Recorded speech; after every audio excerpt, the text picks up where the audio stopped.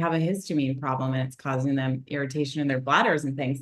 So for us, we've been really shifting and starting to think about what really is this allergy thing? A histamine problem causing them irritation in their bladders and things. Okay, we're live on YouTube. That's all. Are we we're doubling up? Okay. We're not. It took we were for 1 minute. Hi, okay, everybody. Great. Just takes to get the recordings going. I really think that shifting thinking about allergens, these chemicals that we're exposed to constantly, these things that make an immune response for us, these allergens, they're just like proteins that our immune system's like, what is that? And it causes this fire in the body, if you will. I think it's just like chemical exposure. Like Hillary and I have been thinking about it a little differently these days because it can be thought of like an aggravating thing in our environment, right? And it doesn't just have to be like driving an allergy response.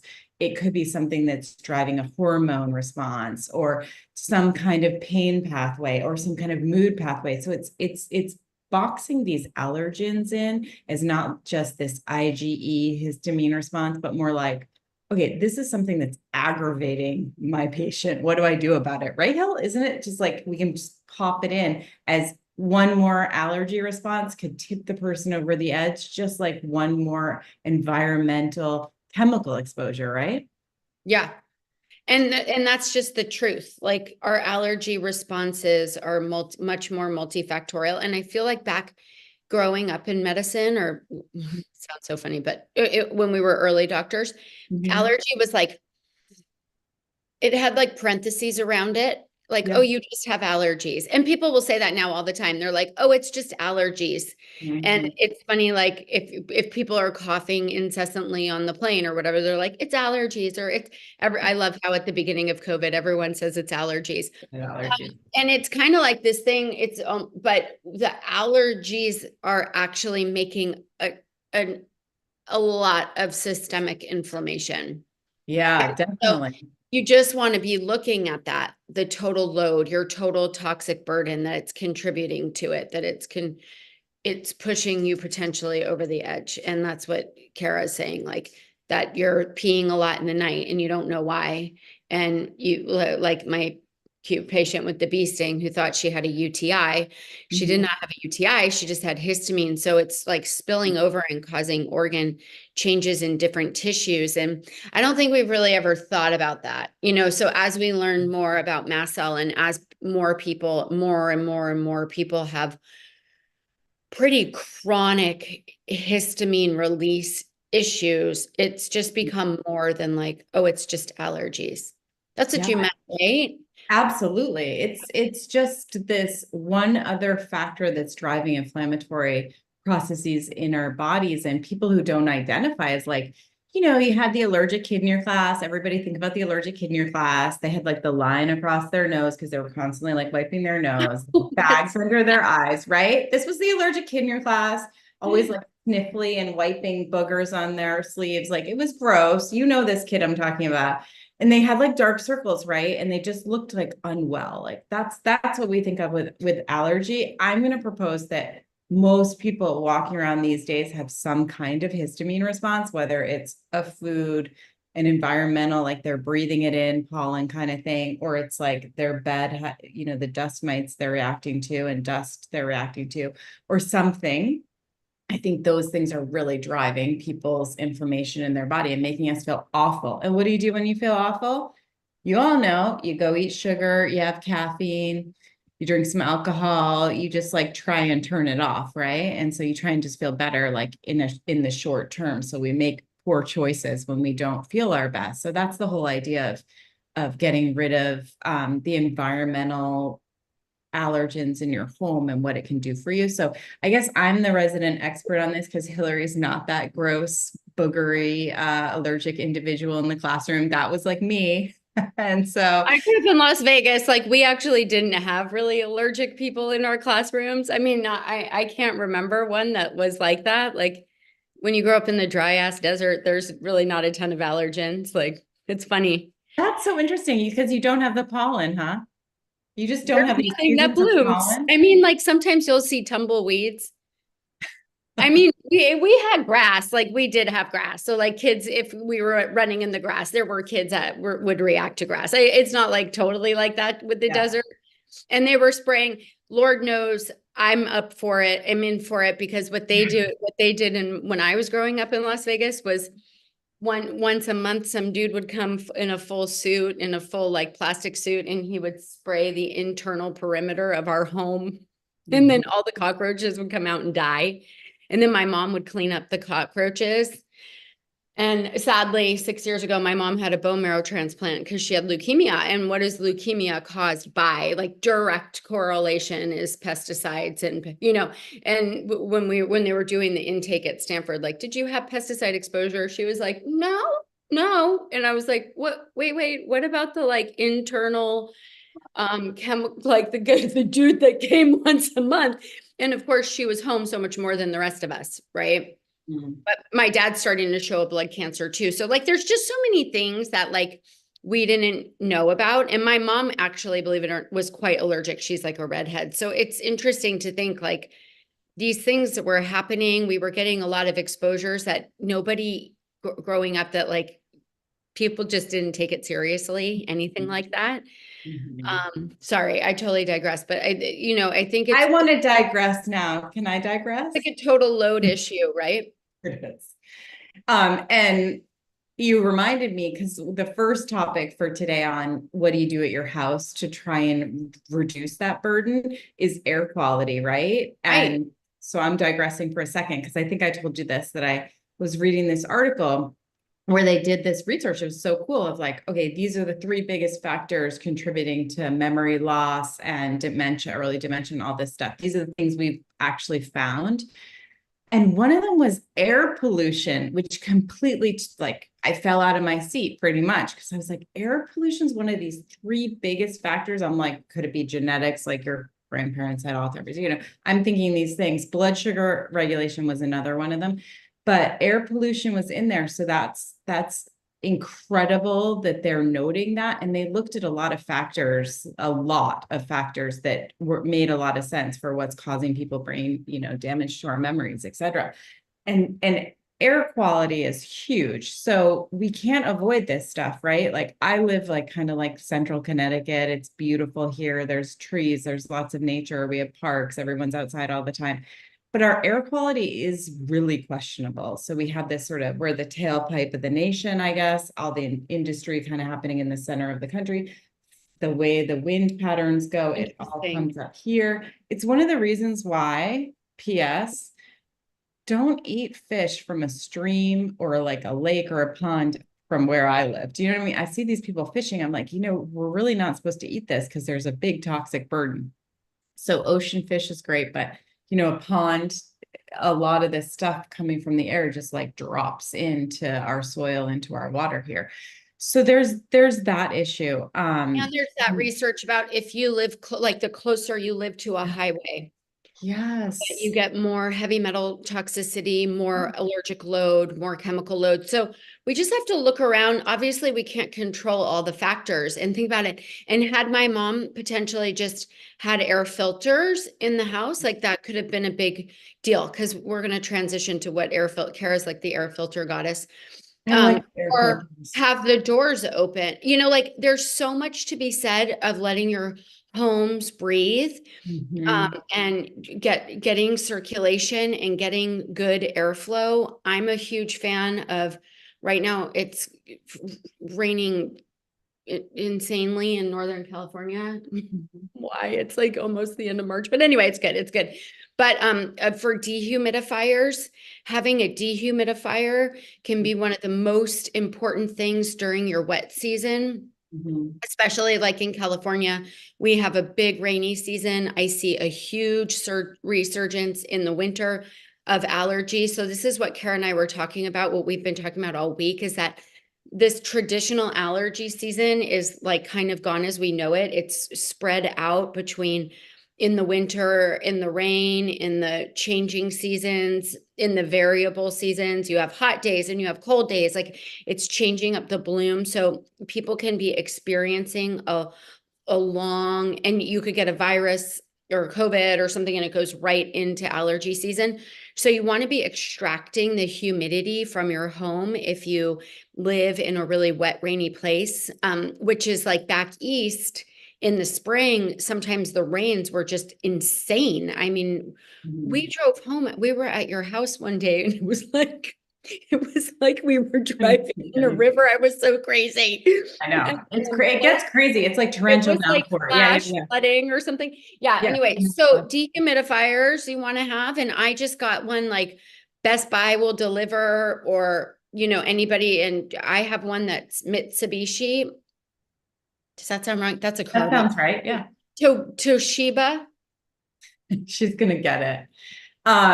So dehumidifiers, And I have two, a General Electric and a Toshiba, and you want your humidity levels to be in the 40s. And so when you turn it on, it will tell you what the humidity level is in the room.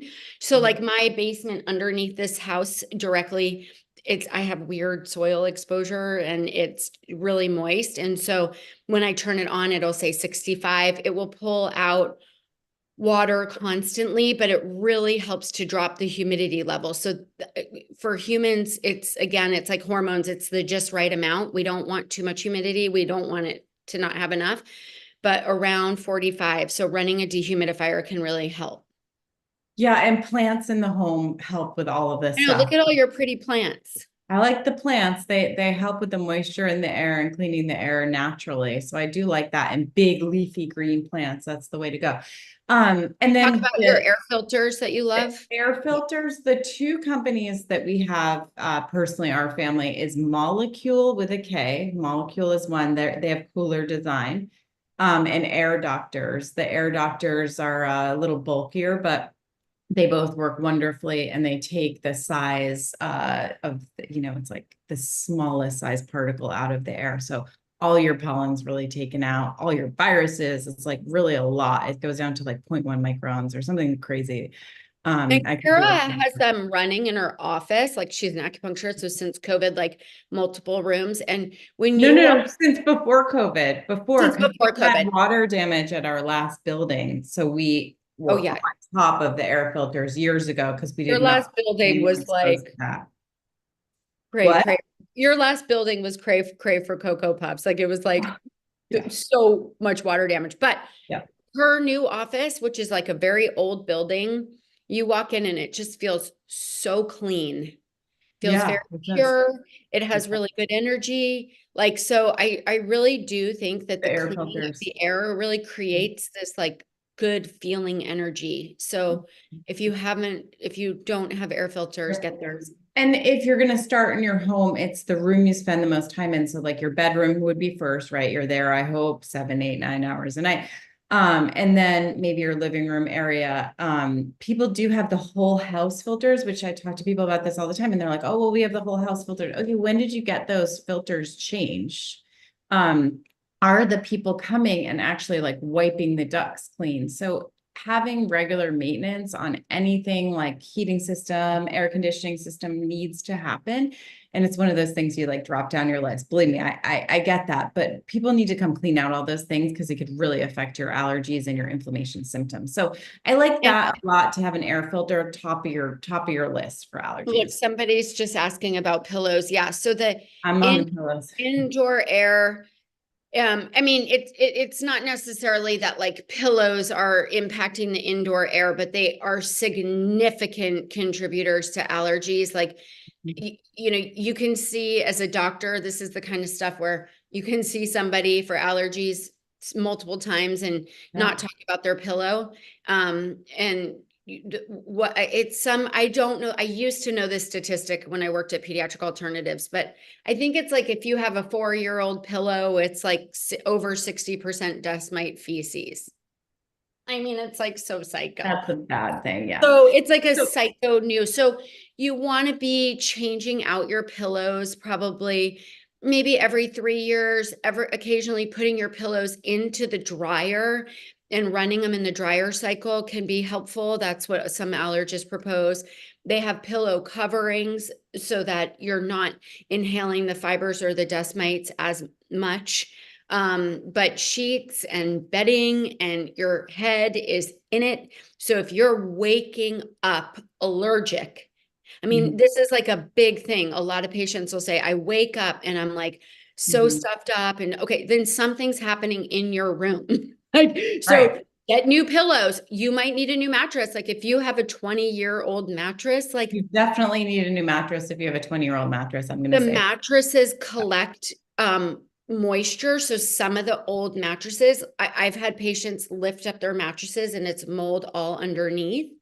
And so these are those were patients in San Diego where their house had a lot of moisture and a lot of moisture coming through the walls. So because mattresses have like their sponges for moisture and Mhm. there's body heat on them every day. So if you don't have a great mattress, like you just want to be mindful of these things, especially if you wake up allergic. It's like, Right. You have postnasal drip or something like that, which is a lot of people. So it's not just dust mite allergy that we're worried about. It's actually the regular pollen, anything you're allergic to goes into dust, right? So it's really important to deal with the dust problem. So your bed is a great place to start. And one of the mistakes I see made a lot is that people will do like their pillow encased in an allergy cover. So these are just really tight weaves of organic cotton. That's what I would suggest. And they don't allow whatever's inside the pillow to come out and give you exposure. And so you just zip it. You can wash those things, and you do need to replace those, every year or two too. But that can really seal off the pillows. But every single pillow in the bed has to have it. You can't have like the beautiful decorative pillow on top. You can't do that. They all need the dust first covered. buzzkills, I'm such a buzzkill, but you you know. can't, because then you're just like adding the, whatever, the dust mite allergy or the pollen allergy or whatever you're allergic to on top of it, and then you're breathing it in. So And every then it's pillow just on your bed needs a cover. And then remember that when to wash, I have learned doing medicine that people don't wash their sheets enough. Honestly, it's kind of freaky to me. If you, once a week is an absolute minimum, if you're in an allergy time, it probably needs to be twice a week. oh, I mean, okay. I mean, Okay. once a People, I'm week just feels saying like that a is freaking it. miracle. Because I those mean, how about my surfaces, kids? How about college kids? I was like, did you ever change your sheets, Whitney? She's like, wait, what? Okay, so well, I the mean, truth be told, I let my dogs up on my bed. So like I'm just saying, I'm not judging. I'm just saying I have to change them all the time, because if your dog jumps up on your bed, I mean, you got to watch that the stuff. other It thing for needs to your be home everything. What's is that? the other thing for your home is like if you have old ass rugs or Mhm. rugs that haven't been you know cleaned for a Yeah. long time. I mean, we suggest that all floor to floor carpeting not exist in bedrooms. Bedrooms are better to have as wood floors and Yeah. area rugs that can be cleaned. So these are for people who are really allergic. And then shoes in the house is a huge one. So when you're walking around town and then you walk your right into your bedroom, you're literally walking this stuff into your bedroom. So at least keeping your bedroom as a shoe-free sanctuary can be really helpful. This is where it's like the Japanese did kind of get it right. The Have it right. Japanese are a Mhm. little, Mhm. meticulous about it. Like there's dog washing, foot washing stations before you walk into apartment buildings and stuff. Yeah. It's no joke. But like they don't want the outside world into their inside world. It feels unholy to them. Mhm. So, and that's actually a very sound practice. Okay, And so wait, one other thing can I just say about what you're talking about? Because the vacuum needs to be like a HEPA filter vacuum, and they cost a little more money, but it's like unbelievable what you get with a really good vacuum and what gets pulled out of your floors, or if you're vacuuming your sofa or whatever it is. It's amazing. That is like so worth the investment if you have allergies. A really good vacuum can make a big difference. oh my God, I'm like so embarrassed. If you guys, I'm like the worst housekeeper ever. Like But you don't have allergies. I'm kind of uptight about this stuff because, like, I do have allergies. So, if I see my dust poor with a shoe kids. moving somewhere, it's going to make me sick, right? What? One of the things that you're realizing, like when your kids, I have another kid peeling out for college this year, and I'm like, okay, Kyle, like, do you know? And how about let's change your pillows? And oh my gosh, you just like the boys' rooms are so scary. I'm like, dude, when you like collect your clothes like this in a pile, it's so bad for you. He like wakes up so stuffy. I'm like, it's your clothes, like clean your clothes off the floor. He's like, wait, isn't that your job? I'm like, no, no, no. Not All these anymore. are your jobs now, son. Anyway, it's so That's fun. hilarious.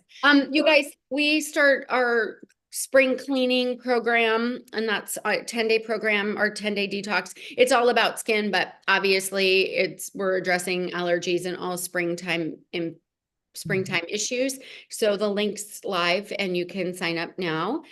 We've made it like we did in January, the super cheap price point so that it feels very inclusive. So share it with your friends. It's more fun to detox. And what we envision is just having a very large group of supportive network of people just doing the spring clean. And the more we spring clean, we rock right into the summer season with more energy and feeling amazing. So the detox will wrap in May, and there you go into your summer months, feeling super, svelte, and you've just hit the reset button. So we get going April 22nd. You'll hear more from us, and next week we're on doing a similar 5-day glow up, much more related to skin. But I'm hoping that you're getting the memo that like hanging out with naturopathic doctors, all things are connected. It's just like unavoidable mind, body, spirit medicine. So we can talk about, the other thing is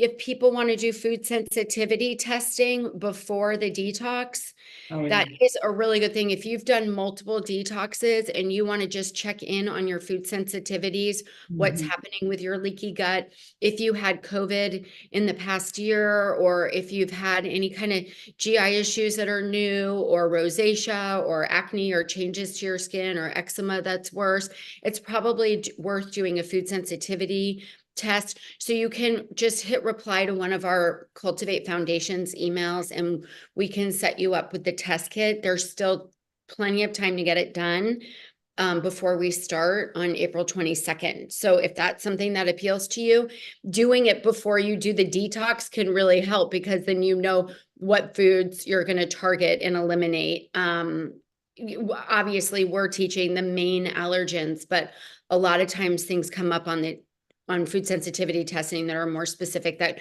could be included in the detox. So if you're interested in doing that, if you have bad allergies and you haven't done a food sensitivity test in the last year, you might want to think about doing that. Yeah, and doing a diet and cleaning up your body is so important for health on a regular basis. It's not something I did a detox 5 years ago and it's fine.